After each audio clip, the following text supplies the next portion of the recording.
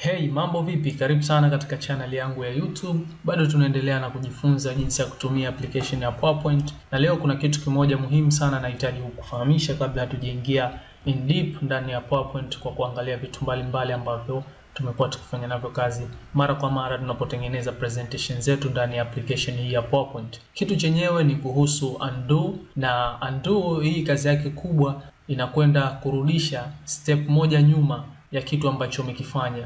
Kwa mfano, unapotengeneza slide zako inatokea unakosea sehemu ama unafanya makosa na unahitaji kurudi step za nyuma ambazo umezifanya kabla ya kufanya hiyo step ambayo ulikosea kufanya hicho kitu.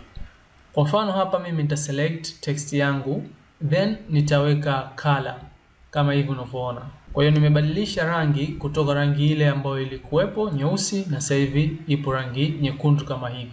Sasa ikitokea mimi nimebadilisha rangi kimakosa ama sihitaji rangi kuweza kuitumia, nahitaji ile ile iliyopita, na uwezo wa kutumia hii undo ambayo inapatikana katika quick access bar, ambapo ukiweka tu kasi yako inasoma hapa icon hii kama ni undo fill effect. Ni kitendo ambacho tulikifanya kuweza kufill effect ya kuweka hii color katika haya maandishi ambayo tulia select. Kwa hiyo unahitaji undo kwa kuklik hapo, utaweza kurudi katika step ya nyuma kabla hujafanya hicho ulichokifanya, ambapo sisi hapa tumeingiza color katika maandishi yetu haya subscribe my channel. Kwa nikiklik undo, unaona effect ambayo imetokea, nimerudi katika step ya nyuma na sasa hivi text yangu ipo katika hali ile ya mwanzo ambayo kabla sijaweka color.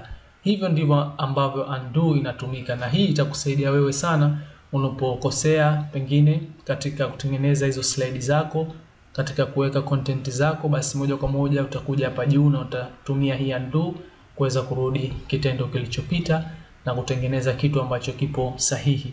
Kwa hiyo mfano, acha ni select tena ni kuoneshe zaidi. Naweka color hapa, naweka color green kwanza, kijani, then nakuja na change color nyingine hapa ambayo ni hii ya red, kisha na change color nyingine ili kukuonyesha hii undo the way ambavyo inafanya kazi. Nitachukua hii blue, nitachange tena hapa, nitachukua hii rangi ya orange kama unavyoona. Kwa hiyo kuna vitendo vingi tumeifanya, kuna step nyingi tumezifanya kubadilisha rangi tofauti tofauti. Sasa kama unahitaji kurudi katika zile rangi zilizopita, pengine hii rangi ya orange haijakupendezesha katika hiyo slide yako, moja kwa moja unakuja katika undo na click, itarudi katika kitendo kilichopita ambapo tuliweka rangi ya blue.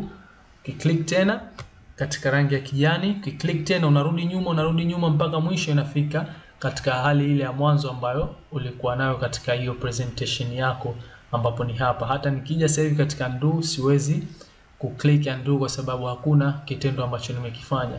Lakini pia mfano nikiweka bold ili neno subscribe hapa katika hii sentence subscribe my channel, moja kwa moja unaona limekuwa bolded, na nikija katika undo inasomeka undo bold, na kitendo kilichofanyika ni kubold text yangu. Kwa hiyo undo, kurudi kitendo hicho, kukiondoa, basi utaklik hapa ama utaklik Ctrl+z kama ni keyboard shortcut. Nadhani umeweza kupata hii concept ya undo katika PowerPoint presentation ambazo utakuwa unatengeneza kuweza kutumia mara kwa mara, na hii inatumika hata katika hizi application nyingine za Microsoft Word kama vile Word, Excel, iko same na katika PowerPoint the way ambavyo inafanya kazi. Na kama hutoiona hii icon hapa katika quick access toolbar yako, basi una uwezo wa kuiweka hii icon ama hii button ya kuweza kuundo kwa kuja katika file tab, ukaja katika options, na itakuja box kama hili. Katika options utakuja kuingia katika quick access toolbar, then hapa kama unavyoona hizi ndizo ambazo zipo katika quick access toolbar yangu za huku pembeni unazoziona, kuna save, undo, redo, start from beginning. Ndio hizi button icon unazoziona hapa. Lakini kama hutoikuta huku, basi mfano nikiondoa hii undo hapa, nikiweza kuiremove, utakuja huku ambapo ndo kuna hizo button icon zako mbalimbali ambazo unaweza kuziweka katika access toolbar. Utashusha hii, inapatikana chini huku undo, utaklik hapa, then uta add, na tayari itakuwa undo ipo katika quick access toolbar yako. Pia unaweza kufanya hivyo bila kuja katika backstage view kwa kuklik hapa katika file. Just hapa tu kuna hii triangle ambayo imeelekea chini hivi, ukiweka kasi yako inasoma customize quick access toolbar.